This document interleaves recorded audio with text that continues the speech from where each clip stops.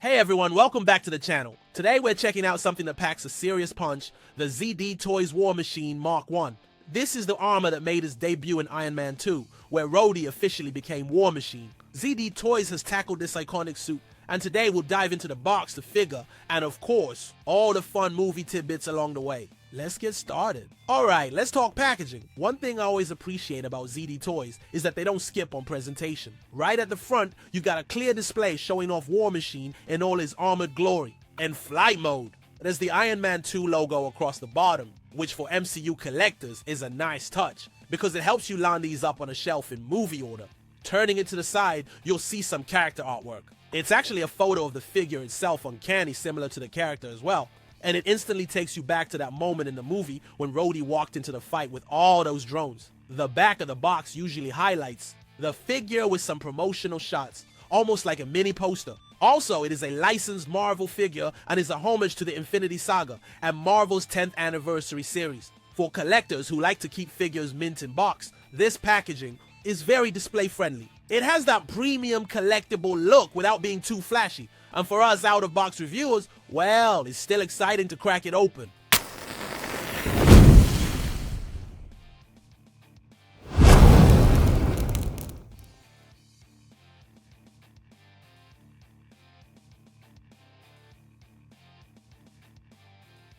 Out of the box, War Machine Mark 1 looks solid and chunky compared to Tony's sleeker iron. Man suits, this thing feels heavier, and that's exactly how it should be. Fun fact. In Iron Man 2, the real armor suit that Don Cheadle wore weighed over 100 pounds. He said moving around in it was a workout in itself. Thankfully, this figure weighs a lot less but still looks just as intimidating. Accessories time. The standout is, of course, the shoulder-mounted minigun, the real star of this armor. It's just like in the movie when Rhodey swept the battlefield. You also get a few sets of swappable hands, fists, and open palms. Let's get a closer look. The sculpting is fantastic. Armor panels, vents, and plating are all sharp and well defined. The head sculpt has that mean War Machine vibe, with a narrower visor compared to Tony's. Paintwork is clean. The darker gunmetal color with silver highlights is very accurate to his first MCU appearance. Later versions of War Machine went darker, almost black, but this captures that debut armor perfectly. The chest reactor is painted bright silver, which really pops against the darker armor. If you're a detail lover, you'll really enjoy how much attention ZD Toys put into making this feel like a miniature version of the movie armor. Now, articulation. You've got decent range in the shoulders, elbows, and legs. He can kick forward, bend at the knees, rotate the head, though keep in mind bulkier armor always limits extreme posing. That being said, War Machine isn't about doing backflips. He's about standing his ground, cannon raised, ready to unload. And in that sense, he looks amazing in static, powerful poses. You can get that classic War Machine stance. Minigun over the shoulder, fist clenched, ready to blast. Installing that minigun is very easy as well. It is also detailed to a point perfectly matching the armor itself. Here's a quick size comparison. Next to ZD Toys Iron Man, Mark III War Machine is bulkier, as expected. Put them side by side, and you can almost recreate that hangar fight scene from Iron Man 2, where Tony and Rhodey teamed up against Vanko's drones. The scaling feels right, and having them together really shows how different their armors are, in style and purpose.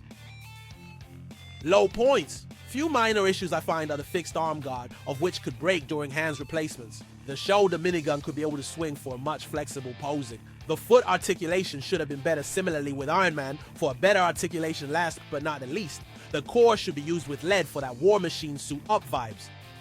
So final thoughts. The ZD Toys War Machine Mark 1 is a fantastic figure for MCU collectors. Sculpt and paint are excellent. The minigun is a highlight and the scale feels accurate. The only downsides? Limited articulation due to the armor's bulk.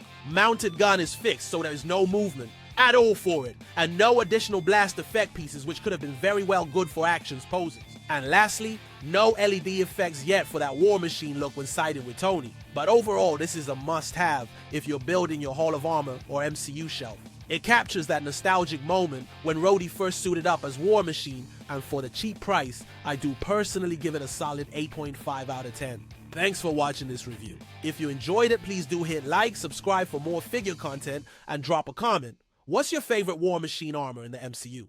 The original Mark 1, or maybe one of his later sleeker upgrades? Until next time, Keep collecting. And remember, when you need backup, call in Warmachine. Thanks for watching. If you enjoyed this video, please give it a like, drop a comment or share your thoughts, and don't forget to hit that subscribe button so you won't miss future uploads. Your support really helps this channel grow.